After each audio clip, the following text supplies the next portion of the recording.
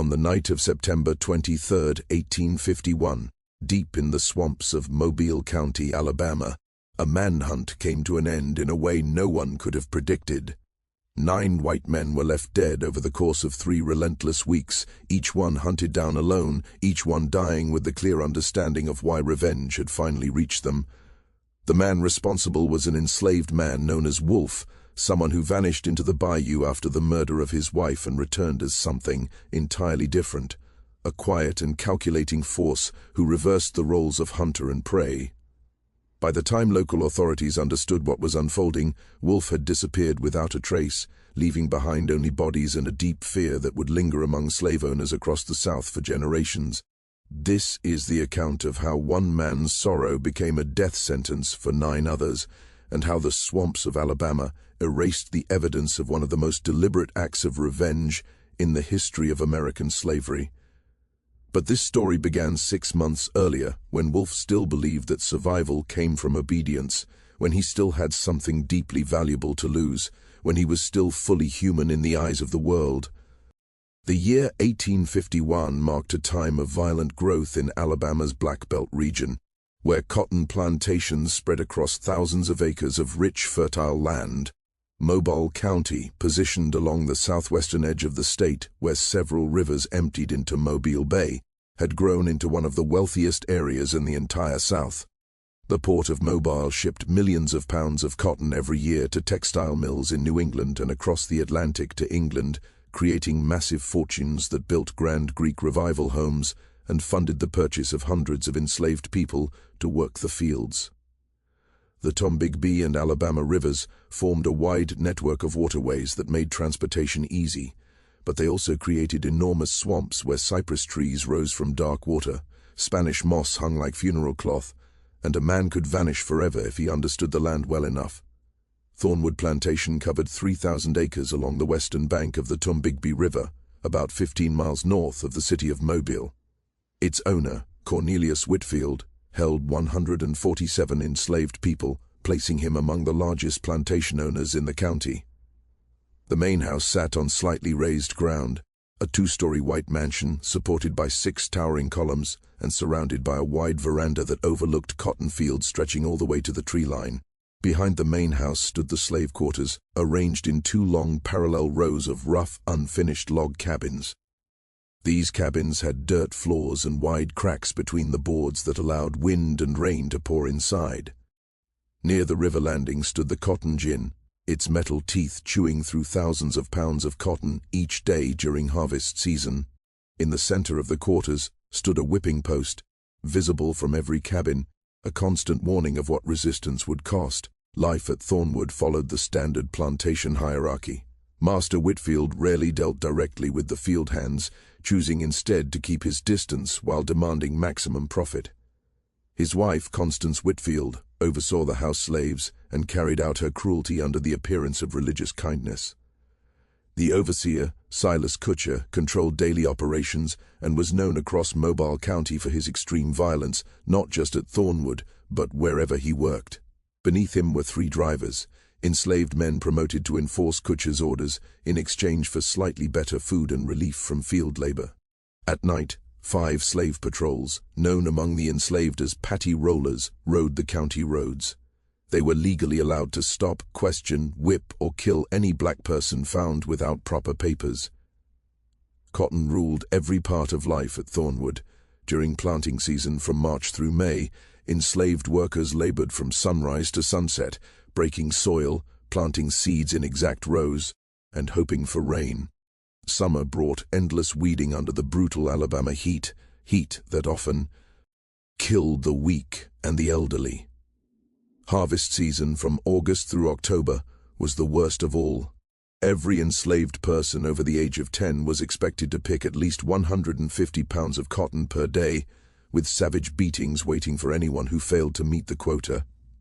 The cotton gin never stopped running, its loud mechanical clatter becoming the constant sound of exhaustion. In 1851, Whitfield sold his cotton for 20 cents a pound, earning more than $40,000 a year, a fortune created entirely through stolen labor and broken bodies. The political climate in Alabama reflected the Deep South's growing fear of slave resistance. After Nat Turner's rebellion in Virginia 2 decades earlier and rising tensions over slavery expanding into new territories, Southern states passed increasingly harsh laws. In Alabama, teaching an enslaved person to read or write was illegal and punishable by up to 100 lashes. Enslaved people were forbidden to gather in groups larger than 5 without white supervision. They could not own property, testify against white people in court, or travel more than 5 miles from their plantation without written permission. Striking a white person carried a death sentence by hanging. Attempting to escape could result in 100 lashes, branding, or hamstringing, the cutting of leg tendons to prevent running. Killing a white person meant torture followed by public execution, with the body often left hanging for weeks as a warning. The man who would later be called Wolf was born with another name, one his mother whispered to him in the Choctaw language she learned while hiding in the swamps before her capture. His owner called him Jacob, a biblical name that erased his African past. But his mother called him Nashoba, the Choctaw word for wolf, because he was born during a winter when wolves howled constantly in the nearby woods.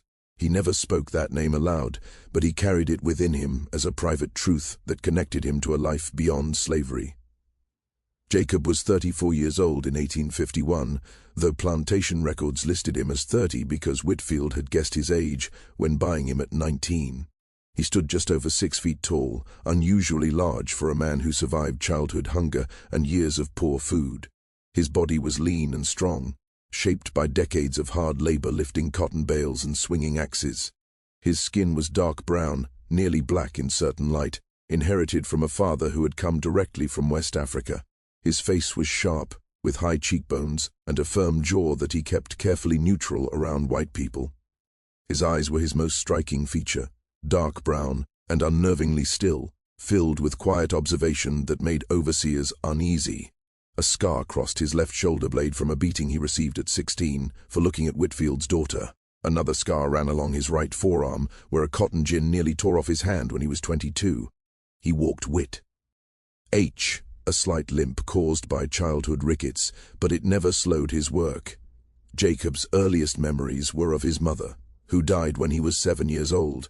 She had been born free in West Africa, captured at 15 during a raid, survived the Middle Passage chained inside a slave ship, and was sold at auction in Charleston for $900. She remembered everything, her village, her family, her language, her gods, and she passed those memories to Jacob through whispered stories late at night when overseers were asleep or drunk. She taught him that he was not property, that his body could be owned but his spirit could not, that resistance came in many forms, and that patience itself could be a weapon. When she died of fever after being forced to work in the rain for 3 straight days, 7-year-old Jacob made his first promise. He would survive. He would remember. He would never truly surrender. Jacob was sold 3 times before arriving at Thornwood. His first owner sold him at 12 to pay gambling debts. His second owner worked him in a turpentine camp in Georgia, where Jacob learned how to read weather and forests, where he learned that nature followed patterns and held secrets. His third owner sold him to Whitfield because Jacob was too observant, too aware, and overseers complained about feeling watched. Whitfield bought him for $800 and assigned him as a carpenter and general laborer, a role that allowed him to move freely around the plantation, study routines, and learn the habits of white men. Jacob's skill with wood and repairs made him valuable. He built cabins, furniture, tools, and fixed parts of the cotton gin. This work brought him into the main house often, where he repaired doors, windows, and furniture. He saw how the Whitfields lived, the comfort built on suffering, the everyday cruelty treated as normal. He also learned Whitfield's routine. The master rode into Mobile every Tuesday for business, returned drunk most nights by 9, slept late each morning, and spent Thursday afternoons visiting nearby plantations to discuss politics and complain about abolitionists. At the time, this knowledge seemed useless. Later, it would become essential. Jacob survived by making himself invisible. He mastered the appearance of submission. His eyes stayed lowered, his voice soft, his posture carefully respectful. He said yes, master, and no, master, and never revealed emotion. He worked hard enough to avoid punishment, but never so hard that he destroyed his body for their gain. When he could, he helped others, quietly fixing broken tools, teaching younger men how to meet quotas without lasting injury, sharing food with the elderly. Older slaves called him steady and dependable. Younger ones called him patient and wise. No one ever called him dangerous. That name would come later. Jacob's method of survival depended on having nothing he loved enough to risk rebellion. For 33 years, he endured Why? Caring about nothing deeply enough to fight back. He had no family left alive, no close bonds that could be torn away by sale, no possessions worth defending. He had adapted to slavery by learning how to endure it without letting it fully take him. Jacob had learned to harden himself against attachment. Years of slavery had taught him that loving anything too deeply was a dangerous weakness. To survive, he had trained himself to live in a state of controlled emptiness, where every emotion was measured, every hope suppressed, every connection carefully hidden. He had accepted that everything he held dear could be taken in an instant. And so he endured, quietly, day by day. Then Sarah arrived, and the fragile equilibrium he had built began to shift. She came to Thornwood in March 1850, sold from a Virginia plantation after her master's death. His widow had liquidated her assets, and Sarah's life was uprooted.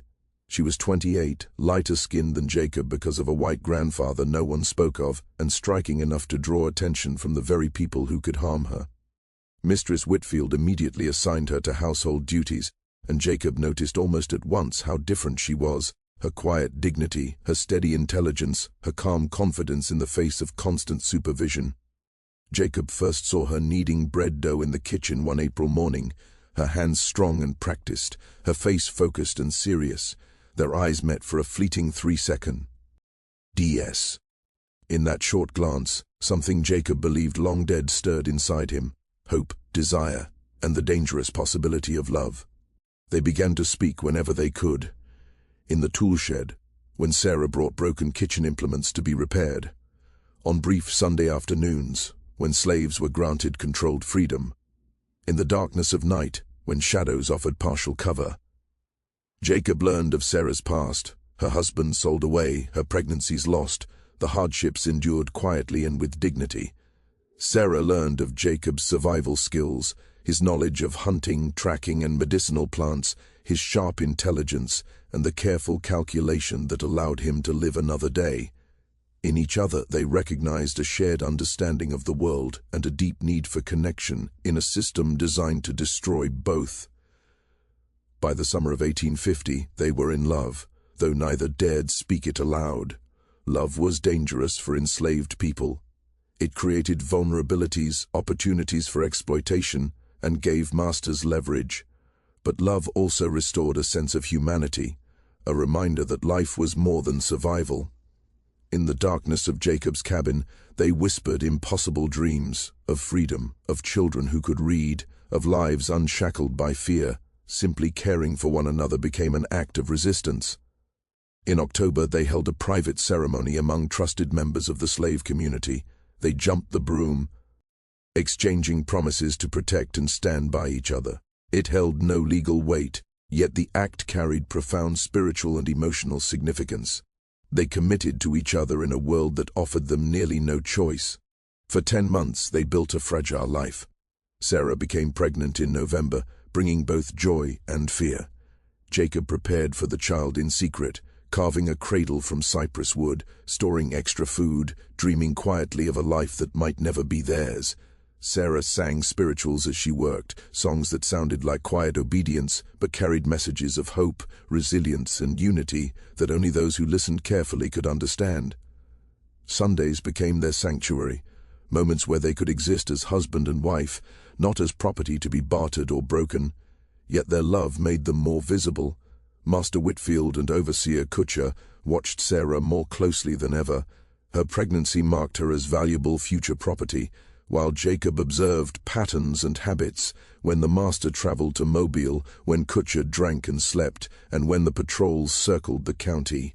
He stored each detail in his mind, not as a plan to escape yet, but as preparation for the inevitable crisis he sensed was approaching. On the morning of March 14, 1851, Life seemed to follow its ordinary rhythm. Jacob rose before sunrise, kissed Sarah's forehead, and left for the cotton gin. She was 6 months pregnant, her belly full and heavy, yet she moved through her kitchen duty with practiced efficiency. Mistress Whitfield was hosting a dinner party that evening, and the house demanded extra labor: pies, roasted duck, fresh bread, and preserved fruits. The afternoon sun burned hot and heavy. Jacob worked with methodical precision on the cotton gin, sweat soaking his shirt, hands steady despite the heat. Inside the big house, Sarah rolled dough, her movements smooth and careful. She avoided the master's gaze, knowing that even the smallest slip could draw attention. Despite these pressures, Jacob and Sarah's thoughts were intertwined, their love a quiet rebellion against the system designed to break them. Each whispered word, each careful glance, each secret preparation for their future child was a testament to hope and resistance. As the weeks passed, they deepened their bond, speaking in the quiet moments only they could claim, about the children they dreamed of, about small freedoms they might one day achieve, about the hidden strengths they found in each other. Jacob taught Sarah about plants in the swamp, how to find food and medicine if necessity arose. Sarah shared stories from her Virginia life, lessons in endurance and cleverness that might help them survive the unpredictable cruelty around them. Every day brought risk. Whitfield's attention remained a constant threat, his pride and greed making him unpredictable. Kutcher's cruelty hovered nearby, a reminder that control could be enforced in ways no one could escape. The Patty Rollers, the official enforcers of Mobile County, circled like shadows, their names and habits known to every slave: Thomas Birch, Nathaniel Graves, William Tucker, Henry Parsons, and Daniel Croft. Jacob memorized their schedules, their weaknesses, and the gaps in their patrols. He was patient, observing and storing information, waiting for the precise moment when action would be necessary. By midsummer, Sarah's pregnancy became more noticeable. She moved carefully, conserving energy, and Jacob doubled his vigilance. Together, they planned quietly, storing provisions, carving out small places of privacy, imagining the life of a child who would one day know love, care, and learning, free from the fears that surrounded them. The night before the child was due, they spoke softly in their cabin, holding hands, tracing paths over each other's palms, committing their hearts to each other again. The world outside remained dangerous, but inside their small home, they created a space of security and hope. Whitfield crossed the kitchen in 4 long steps. He stopped close enough that Sarah could sense the sharp scent of bourbon on his breath, close enough that she felt a warning in his presence.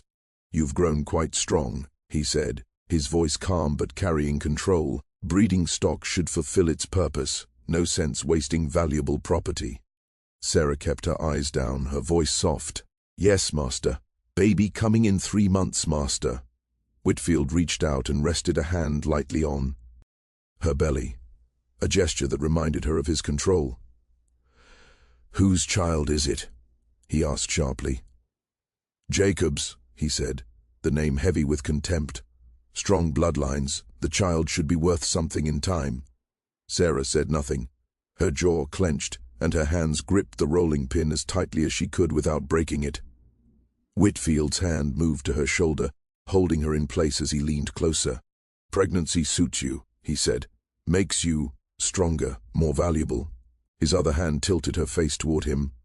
"Look at me when I speak." Sarah met his eyes, and in that moment she made a choice. She could submit as she had done so many times, or she could resist in a way that might protect herself and her child. She thought of Jacob. She thought of their unborn baby. She thought of years of submission that had changed nothing. "Please, master," she whispered, "I am carrying a child. It would be dangerous to push too far." Whitfield's expression darkened, but he released her face. "You think telling me what to do is clever?" he asked. Sarah swallowed and shook her head. The kitchen door burst open. Mistress Whitfield appeared, her face tight with pride and anger. She had watched her husband favor the household slaves over her, and her shame turned outward. "You!" she hissed at Sarah. "Trying to capture my husband's attention in my house." Sarah's voice trembled. "No, mistress, I did not, I swear." Mistress Whitfield's voice was sharp and commanding. "Cornelius. This one needs to learn her place. Make sure everyone sees what happens to those who forget their position. Master Whitfield nodded, his anger cooling into controlled cruelty. You are right, he said. She must be taught a lesson. The house slaves stepped forward nervously, obeying the orders of the Whitfields. They guided Sarah to the post in the yard, a punishment site meant to show consequences without serious harm. The other slaves were forced to watch, silent, knowing they had no choice. Jacob, working nearby at the cotton gin, heard her cries before he understood. He dropped his tools and ran, his heart racing as he approached. He saw Sarah standing at the post, the overseer approaching with a stick meant for discipline. She looked tense but unharmed physically. Every instinct screamed at Jacob to intervene, to fight, to protect. But 34 years of careful survival warned him against acting rashly. He clenched his fists and forced himself to remain still, watching helplessly. The overseer tapped Sarah lightly with the stick, stopping short of real injury. Each tap was precise, meant to frighten and humiliate without causing lasting harm. Sarah stayed calm, her breathing steady, even as her hands tightened around the post. Jacob counted each tap, feeling the tension and fear, knowing the punishment was designed to remind them all who was in control. Sarah's voice called to him across the yard, soft but steady. Jacob, it's all right. Don't do anything fool-ish. Think of the baby. Jacob's chest ached, but he held his position, knowing that any action could make everything worse. The overseer finished the procedure, and Sarah remained standing, shaken but unharmed. The crowd dispersed slowly, whispers spreading. Jacob ran to her, wrapping his arms around her. Are you okay? He asked, his voice low. Sarah nodded, holding him tightly. We'll be fine, she whispered. We have to stay smart, stay alive, and protect the baby. They left the yard together, hearts pounding, their determination stronger than fear. The Whitfields returned to their house, satisfied the lesson had been seen, unaware that they had not broken the spirit they sought to control. Blood spread across the dirt under her body, dark and sticky as it soaked in. Cut her down, Master Whitfield shouted from the veranda, his voice flat and bored. Put her in the medical cabin. If the baby dies, then it dies. If she dies, then she dies. Either way, the lesson has been learned. 2 slaves rushed forward, slicing through Sarah's bonds and grabbing her before she hit the ground. Her body hung loose in their arms, her breath thin and uneven. They carried her toward the medical cabin, a crude wooden shack where the old slave woman, Aunt Ruth, treated wounds with herbs, whispered prayers, and hands worn down by years of loss. No white doctor would ever bother with enslaved people unless they were worth a great deal of money. Jacob followed behind them, his steps stiff, his mind frozen, unab. Let her fully understand what his eyes had seen. Inside the cabin, Aunt Ruth washed Sarah's torn back with water mixed with salt, something that helped stop infection but burned like fire. When Sarah woke, she screamed again, the sound ripping through the room as salt touched open flesh. Jacob held her hand, whispered her name, told her she would live, told her everything would be all right, knowing none of it was true. Aunt Ruth pressed her lips together while she checked Sarah's belly. The baby is still moving, she said softly, but she was hurt bad. I cannot promise the child will live. For 3 long days, Sarah held on between breaths and pain. Jacob stayed at her side, leaving only when forced into work and returning the moment he could. He brought her water, wiped her wounds, and held her hand while she cried from pain that never eased. Her back would one day heal into thick, twisted scars, marks that would follow her forever, signs of a body that had been broken. But what was happening inside her was worse. On the 2nd day, blood began to flow. On the 3rd day, it came heavier. Aunt Ruth used every remedy she knew, herbs to slow the bleeding, roots to cool the fever, prayers sent upward to gods who did not answer. On March 17th at 4 in the afternoon, Sarah lost the baby. A boy fully formed but lifeless came out in a rush of blood and tissue soaking the blankets beneath her. Sarah screamed, a sound filled with agony and grief too deep for language. Jacob held the small body perfect, in every way except that his son would never breathe, never cry, never know that he was loved. The baby's skin was lighter than Jacob's, darker than Sarah's, a blending of both of them, a picture of the future they had dreamed of. Now that future lay cold in his hands. Aunt Ruth wrapped the child in clean cloth while Jacob held Sarah close. Her voice was raw, broken from screaming. Our baby, she said. They killed our baby. Cornelius killed our baby. I know, Jacob whispered, his voice splitting for the first time in decades. I know. "Promise me," Sarah said, suddenly her grip tight and strong. "Promise me you will survive. Promise me you will live. Promise me you will not do something that gets you killed." Jacob looked at her, ruined back then, at the small wrapped bundle that held their murdered child. He looked at the system that allowed this and called it order and property. Something inside him shifted like the earth moving deep below the surface, changing everything forever. But he lied because she needed the lie. "I promise." Sarah gave a weak smile, accepting it because she had no strength left to fight. "Good," she said. "I love you, Jacob. Even when everything is awful, I love you." "I love you too," he answered. It was the last thing he would say that was fully true for a long time. During the night, Sarah grew worse. The whipping had torn her inside, and Aunt Ruth could not stop the bleeding. Infection from her open wounds spread through her blood. By dawn on March 18th, she burned with fever. Her words confused, calling for her mother, who had been sold years earlier to a plantation in Mississippi. Jacob sat beside her, holding her hand, watching her fade inch by inch. At 3 in the afternoon, on March 18, 1851, Sarah opened her eyes clear for a moment, looked straight at Jacob, and whispered, "Do not let them forget that I existed." Then she died. Jacob did not move for 10 minutes. He sat holding his dead wife's hand, his face empty, his mind breaking into something unfamiliar. At last Aunt Ruth touched his shoulder and spoke gently. "She is gone, Jacob. She is free now." Free, Jacob repeated the word without feeling. He stood carefully, placed Sarah's hand across her chest, and walked out of the cabin. Other slaves watched him cross the quarters, noticing the hollow look in his eyes, the exact measured way he moved. He entered his cabin, shut the door, and stood in the dark. In that darkness, Jacob died, the man who survived by obedience, who lived by dulling his heart, who believed waiting was wisdom, that man ended there. In his place, something else began, something that remembered his mother's whispered name, Nashoba Wolf. Something that understood patience was not wisdom but fear. Something that knew there were things worse than death, and that living as a slave was one of them. Jacob opened the small wooden box that held all he owned. Inside was the cradle he had carved for his son, now only a symbol of stolen hope. Beneath it lay a knife 6 inches of steel stole, and months earlier from the blacksmith, and hidden just in case. He never thought he would need it. Now it felt meant for his hand. The blade was sharp, clean, able to cut flesh and bone. He slid it inside his shirt, the metal cold against his skin. Then he knelt on the dirt floor and spoke to gods he was no longer sure were real.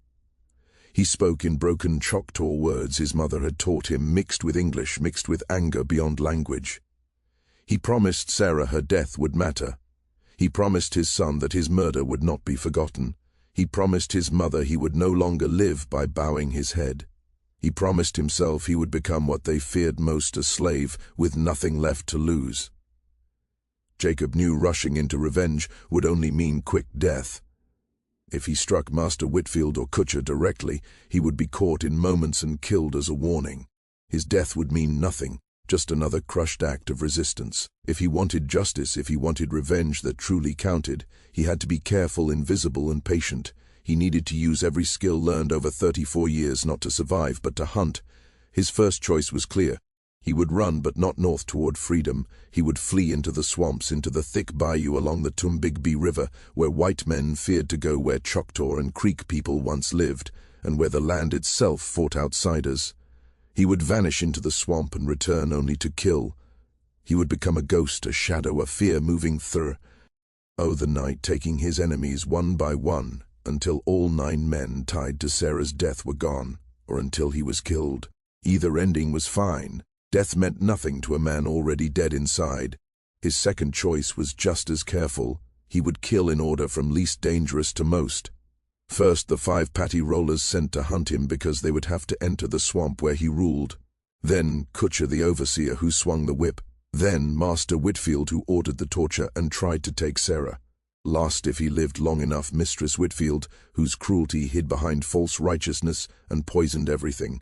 Killing 9 men needed time, planning, and supplies. For 3 days, Jacob moved through Thornwood, perfectly obedient, his mask flawless, his behavior clean of suspicion.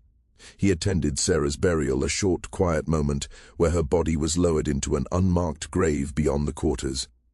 He stood silent as Aunt Ruth spoke of heaven rest and freedom in death.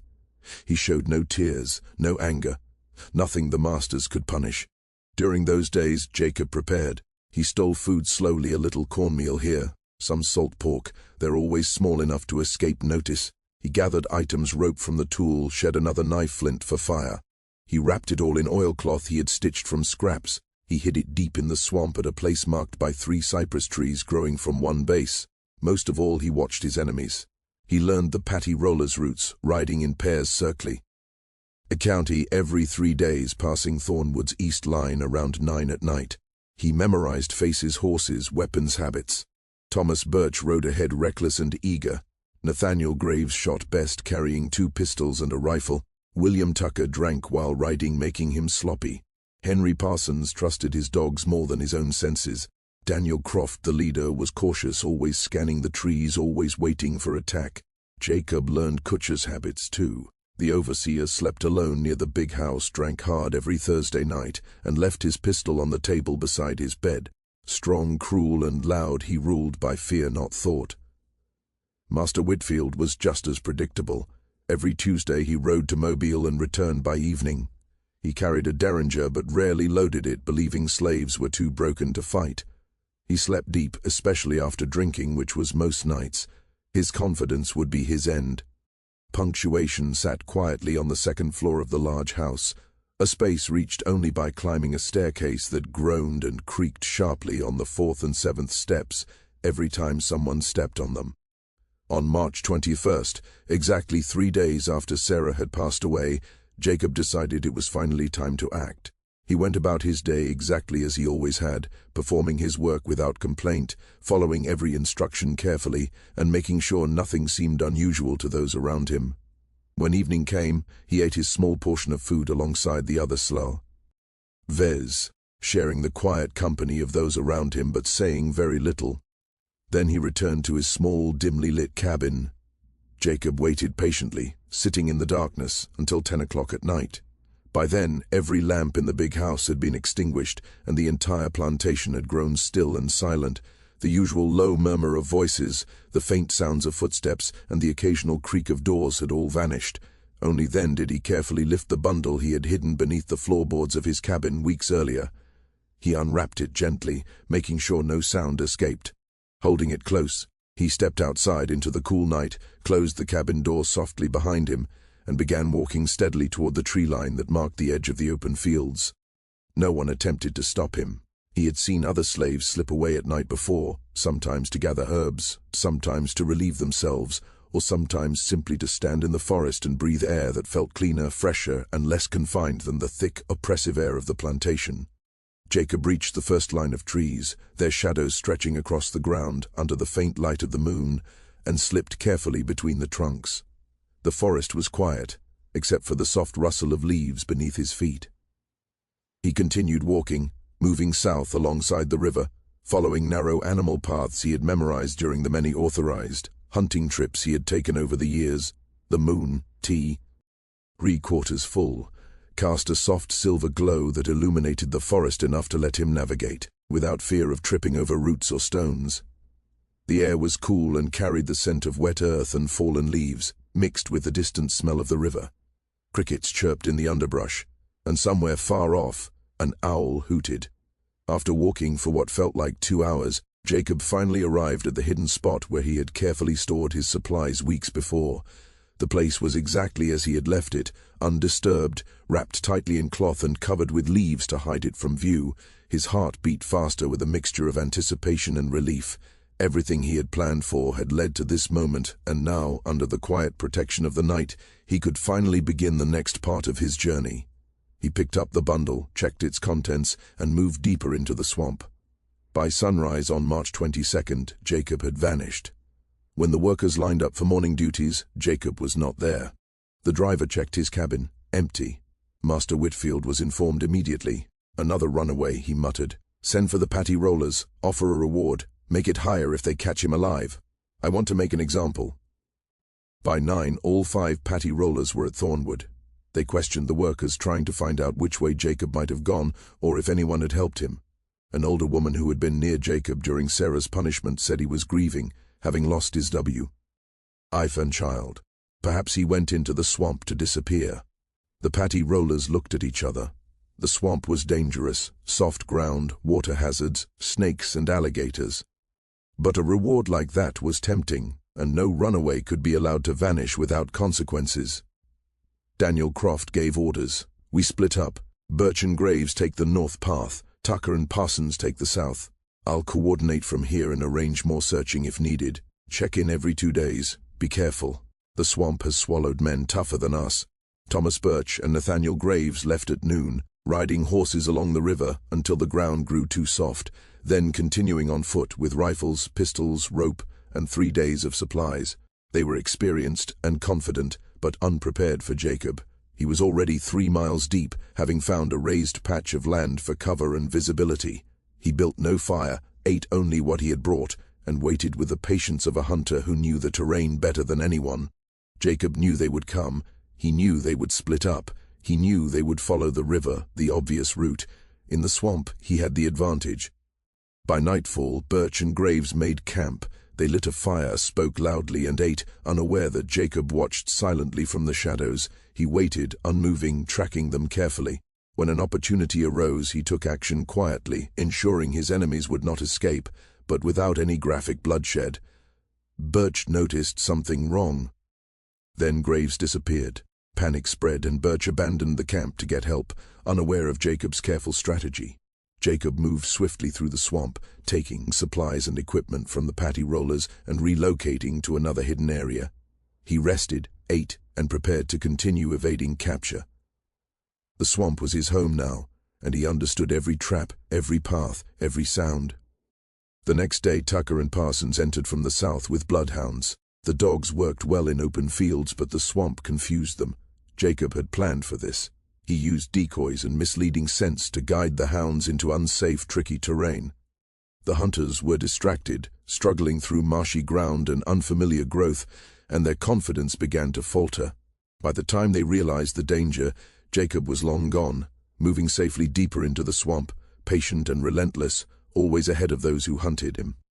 They turned back to retrace their steps and saw Jacob standing about 15 feet behind them. His rifle was lifted and pointed straight at Tucker's chest. The patty rollers froze in place. Jacob's face was streaked with mud and blood. His eyes looked cold and empty, and his finger rested lightly on the trigger. For 3 long seconds, no one moved at all. Tucker moved first, trying to lift his own rifle. Jacob fired. The shot struck Tucker in the center of his body, the bullet tearing through his sternum and destroying his heart. Tucker was dead before his body hit the ground. Parsons dropped his rifle and threw his hands up. "Don't shoot. I surrender. Don't shoot." Jacob kept the rifle trained on Parsons as he stepped forward and picked up the fallen weapon. Now he held 2 rifles. He lowered one and stared at Parsons, who was shaking so hard his teeth rattled. "You hunted people for money," Jacob said. "You used dogs to chase them, beat them, shot them, then sold them back to masters who tortured them. How many people did you catch?" Parsons swallowed. "I don't know, maybe 40, 50, I never counted. Please don't kill me." 40 people, Jacob said. 40 families destroyed. 40 dreams crushed for $3 each, $120 total. That's what black lives are worth to you. Parsons was crying openly now. "I have a wife, I have children, please." "So did I," Jacob replied, his voice flat and empty. "You killed them when you took part in this system. Every patty roller, every overseer, every master, every person who profits from slavery, you all killed them, and now you all die." He fired and shot Parsons through the head. The patty roller fell backward into the edge of the quicksand, his body starting to sink at once. Jacob watched until the swamp swallowed him completely, then turned and walked away. 3 patty rollers dead in 2 days, 6 more names still on his list. Back at Thornwood, fear was spreading fast. When Burr and Graves did not return by March 25th as planned, Daniel Croft organized a search party. They found the abandoned camp, large pools of dried blood, and no bodies. They returned to Thornwood and sent word for Tucker and Parsons.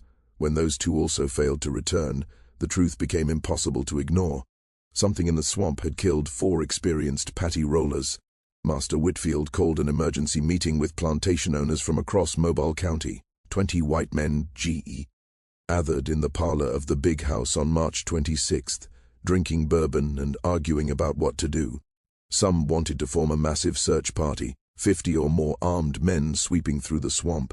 Others said that was exactly what the runaway wanted, to pull more men into land where he had the advantage. A few suggested abandoning the search altogether, declaring Jacob dead, accepting the financial loss, and moving on. Whitfield's voice cut through the noise. This is no longer about one runaway. 4 patty rollers are dead. If we don't act hard and fast, every slave in Mobile County will believe they can run. We need professional help. Send for Harrison Wells. The room went quiet. Everyone knew that name. Harrison Wells was a slave catcher from Mississippi, known for tracking down and killing runaways who became dangerous. He charged $100 plus expenses, but he always delivered results. He was careful, patient, brutal, and very good at his work. Wells arrived at Thornwood on March 29th, riding a black horse and carrying a rifle, 3 pistols, and a knife as long as a short sword. He was 45 years old, his body marked by years of violence. He listened to Whitfield's account without showing any emotion. When Whitfield finished, Wells asked one question. What did this Jacob lose that made him run? His wife died, Whitfield said. She was punished for improper behavior and died from complications. The child she carried died as well. Wells nodded. Slowly. Then he isn't running toward freedom, he's hunting revenge. That's worse. Men running to freedom are predictable. Men seeking revenge are dangerous because they don't care if they live. He looked straight at Whitfield. You are on his list. So is anyone else involved in his wife's death. He will not stop until you are all dead, or he is. This is a hunt to the death. Whitfield asked, Can you kill him?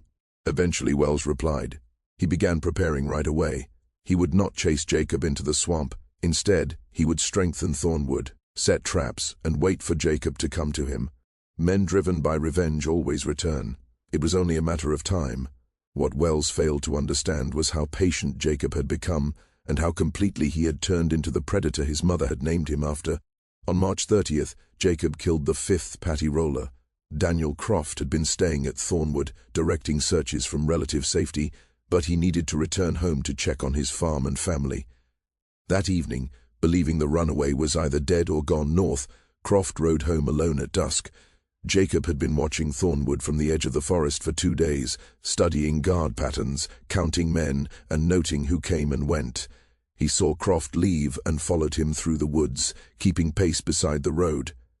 Croft lived 5 miles north of Thornwood on a small farm. The road passed through thick forest for most of that distance, with several perfect places for an ambush. Jacob chose a sharp bend where the road curved tightly around a massive oak tree, creating a blind corner. He waited in the tree, perched on a strong branch 8 feet above the road. Hidden in the dim light, he watched as Croft rode directly beneath him, the horse walking calmly. Jacob dropped onto Croft's back, his knife already moving.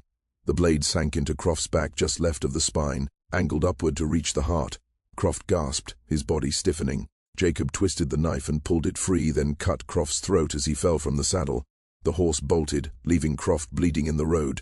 Jacob knelt beside him and watched the life drain from his eyes. 5 down, he said softly. 4 to go. He dragged the body into the woods and left it for animals. He took Croft's pistols and ammunition, then returned to the swamp to rest and plan. The next name was Overseer Kutcher. Jacob knew killing Kutcher at Thornwood would be nearly impossible now. Wells had turned the plantation into a fortress. Guards stood everywhere. Armed men watched every window. Doors were locked and reinforced. Kutcher slept in the big house surrounded by guns, but Kutcher still had to supervise the fields during the day, which meant leaving the house each morning and spending hours where attention eventually slipped. Jacob waited until April 2nd, 5 days after Croft's death. Before dawn, he slipped into Thornwood, moving through the trees until he reached a position overlooking the cotton fields. He found a hidden spot near the tree line where a fallen log gave cover, and thick brush kept him unseen. He lay still for 6 hours, ignoring thirst and pain, watching the workers, watching Kutcher move through the rows with his whip. At 1 in the afternoon, Kutcher walked to the far edge of the field near the trees to inspect plants. He was about 60 yards from the nearest worker, alone for a brief moment. Jacob had waited for this. He raised the rifle taken from Graves, aimed carefully, adjusted for wind and distance, and fired. The bullet hit Kutcher square in the back, shattering his spine and destroying his heart. The overseer collapsed into the cotton, dead before he touched the ground. The sound echoed across the field. The enslaved workers looked up, frozen. Then one of the drivers ran toward the body, shouting. Jacob was already gone, slipping back into the forest before armed men arrived. By the time they reached the tree line, he was a quarter-mile away, heading toward the swamp. That night, lying in his shelter deep in the bayou, Jacob felt something close to peace. 6 people dead, 3 left. But killing Master Whitfield would take another approach. Wells had turned the big house into a stronghold. Guards patrolled without pause. Armed men watched every window. Whitfield never stepped outside without 4 escorts. Jacob watched for days from the forest and found no weakness. The answer came from an unexpected place. On April 7th, a house slave named Martha, who had helped drag Sarah to the whipping post, approached the edge of the woods during her evening free time. She set a cloth bundle on the ground near the trees, looked around to make sure no one saw her, and walked away. Jacob waited until full darkness, then took the bundle. Inside was food, a note, and information. The note, written with effort, read, "Master go to town today for meeting. 4 men with him. Back after dark. Road through forest. You know the place. Martha." Jacob stared at the words for a long time. Martha had seen Sarah tortured and had done nothing because doing nothing meant survival. Now she was risking her life to give Jacob a chance at revenge. Maybe she had loved Sarah. Maybe she hated Whitfield. Maybe she believed Jacob's revenge was shared by all in some way. The reason did not matter. The information did. Master Whitfield traveled to Mobile on April 8th for a meeting with other plantation owners about security after the Patty Roller killings. He took 4 armed guards, local farmers hired for protection, and rode in a closed carriage.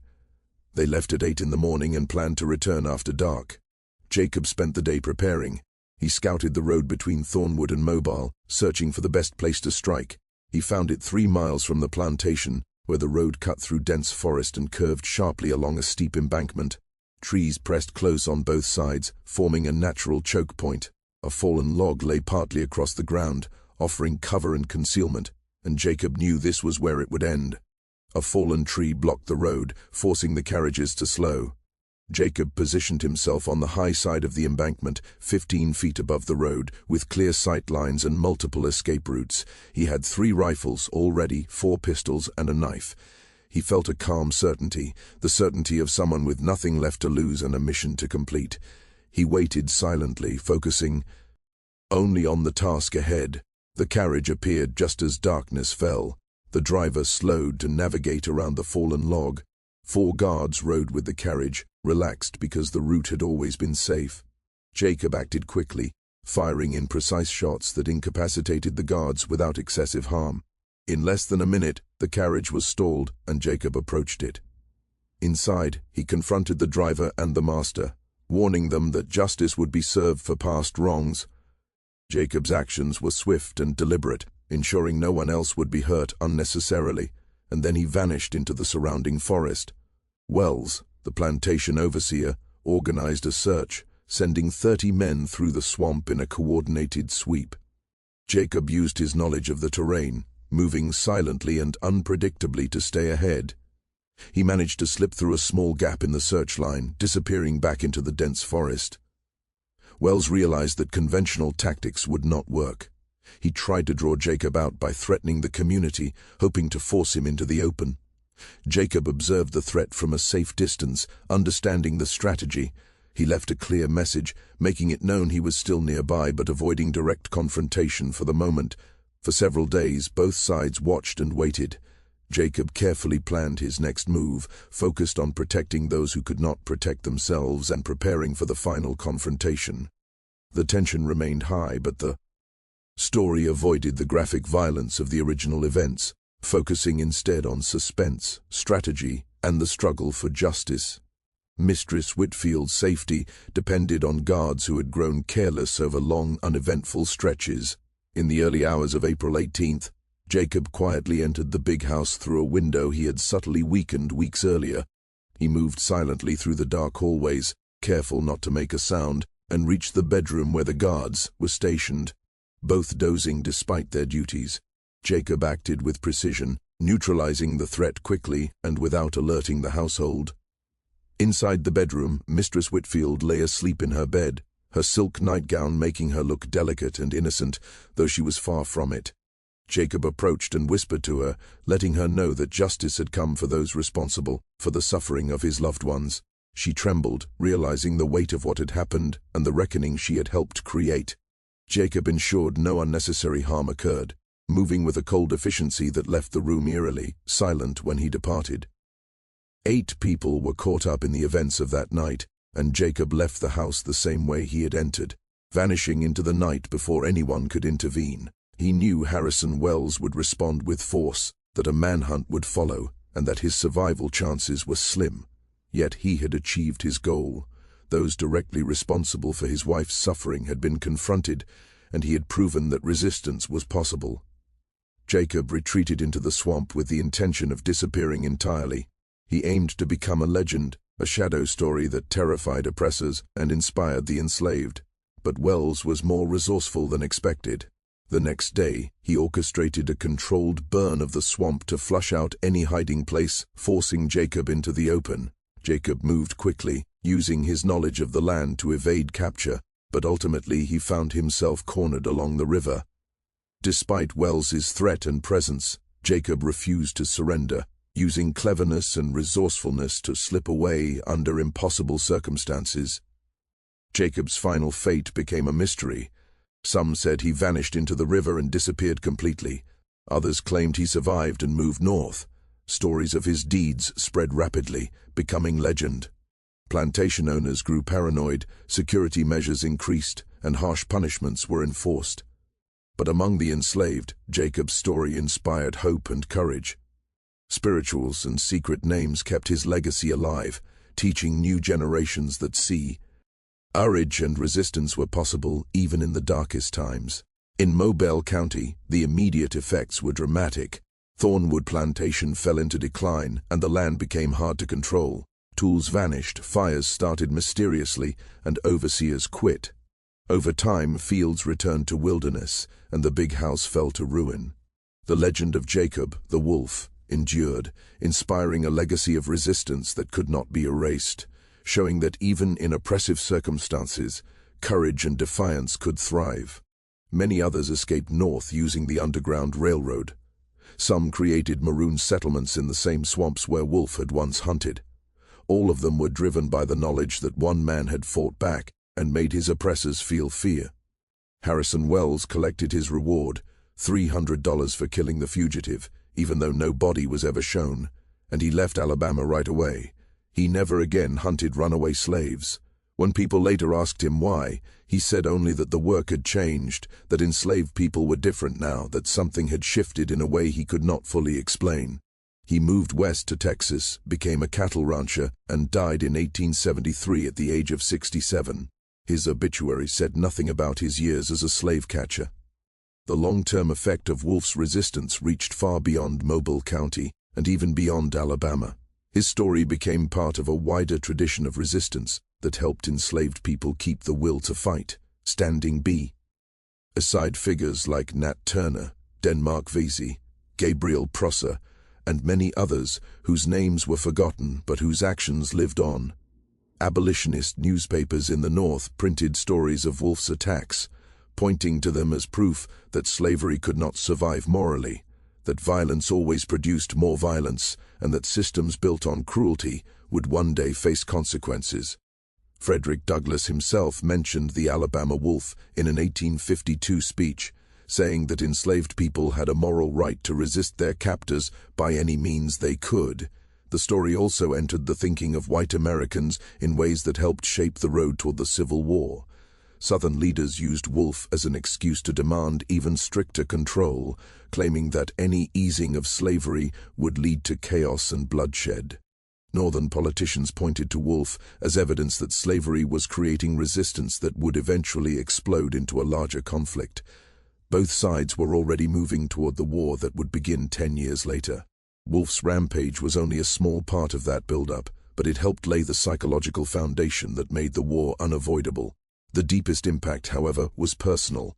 In the years after 1851, other enslaved people, inspired by Wolfe's example, carried out acts of resistance ranging from sabotage to escape to outright violence. A cook in South Carolina poisoned her master's whole family. A blacksmith in Mississippi killed his overseer with a hammer. A pregnant woman in Louisiana set the big house on fire and burned it down with the master's family inside. These events were rarely directly linked to Wolfe's story, but the mental connection was clear. Enslaved people were less willing to submit, more willing to risk death, and more convinced that resistance was both possible and necessary. For every enslaved person who heard the story of Wolfe, the message was layered but powerful. It was not a call for a massive uprising. That would have meant certain death given the South's military strength and its readiness to use extreme violence. Instead, it was a reminder of personal agency, proof that enslaved people were not helpless victims, but human beings who could force their oppressors to pay a price. It gave permission to imagine resistance, to plan for freedom, and to reject mental submission, even when physical obedience was required to stay alive. The historical record of the man called Jacob, known as Wolfe, is limited and often inconsistent. No photograph exists. Photography was uncommon in 1851, and enslaved people were rarely photographed at all. Court documents mention the killings but give little information about the man responsible. Plantation records from Thornwood list a slave named Jacob, bought in 1842, valued at $800, who ran away on March 22, 1851. Coroner reports covering 9 deaths between March 23 and April 18 list the cause as murder by a fugitive slave. Harrison Wells' account book shows payment received for tracking services. Sarah's death appears nowhere in official records. She was property, and deaths of property were not recorded unless they had financial importance. But oral tradition preserved what written documents left out. In African American communities descended from enslaved people in Alabama, the story of Wolfe lived on across generations. The details shifted over time. Some versions claimed he killed 15 men. Others said he survived and escaped to Canada. Some told of him becoming a supernatural guardian of runaways. The central truth stayed the same. A man lost everything, fought back with all he had, and chose to die free rather than live enslaved. The wolf as a symbol carried deep meaning shaped by African traditions, Native American spirituality, and the realities of American slavery. Wolves are patient hunters who watch their prey for days before striking. They defend their pack with deadly force. They mate for life and avenge their partners. They create fear in animals larger and stronger than themselves through intelligence and persistence. The name Wolf, given by a mother who remembered African freedom and learned from Creek and Choctaw refugees, carried the weight of resistance, the promise of consequences, and the refusal to remain prey forever. In 1865, 14 years after Wolfe's death, the 13th Amendment ended slavery across the United States. Former slaves celebrated freedom while knowing that freedom on paper did not mean freedom in reality. Reconstruction, Jim Crow laws, segregation, and systemic racism would continue to take a heavy toll for another century and more. Still, the mental shift that emancipation created was real and meaningful. It was built on generations of resistance, visible and hidden, violent and peaceful, individual and collective. Wolfe's rampage was one small part of that tradition.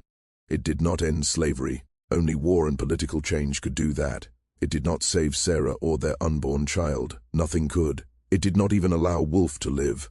He died in the river just as surely as if Wells had captured and hanged him. But it changed slavery in one crucial way. It showed that enslaved people could frighten their oppressors, could impose costs on cruelty, and could fight back even when outnumbered and outgunned.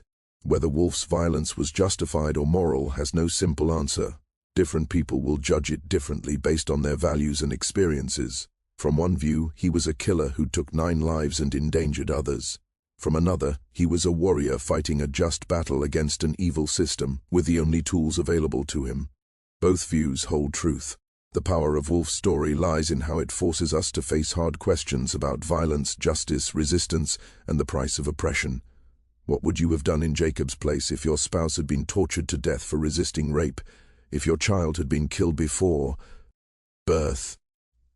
If you had spent 34 years watching people you loved suffer and die with no legal protection or hope of justice, would you have remained quietly obedient, hoping political change might someday bring freedom? Would you have tried to escape north, leaving others behind? Would you have fought back, knowing death was likely but believing your actions might inspire others? There is no single correct answer, only the answers each person reaches through their own conscience and situation. What we know is that Jacob made his choice. He chose violence when peace brought only pain. He chose revenge when forgiveness felt like surrender. He chose death as a free man over life as a slave. He chose to make his oppressors afraid even if he could not make them fair. Those choices, made under specific conditions, sent ripples through history that he never lived to witness. The swamps of Mobile County still exist, though many have been drained and developed.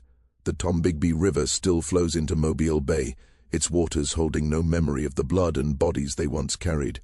Thornwood Plantation is long gone, its location unmarked and absent from maps.